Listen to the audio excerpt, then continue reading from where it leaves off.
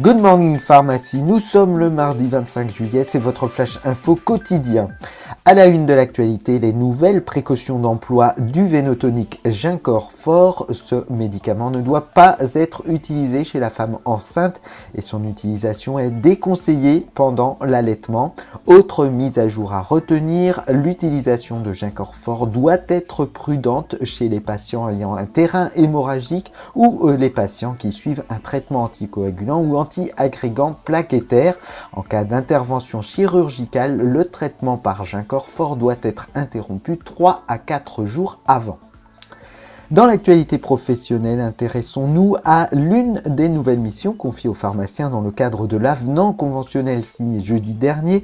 Il s'agit du bilan de médication. Cette mesure s'adresse aux patients de plus de 65 ans bénéficiant d'une ALD et aux patients de 75 ans ou plus dont le traitement contient au moins 5 molécules. L'objectif est évidemment de lutter contre la iatrogénie. Alors, comment est prévu le déroulement de ce bilan ? Eh bien, le pharmacien reçoit une première fois le patient pour un entretien initial, entretien au cours duquel il évalue l'observance et la tolérance du traitement en cours.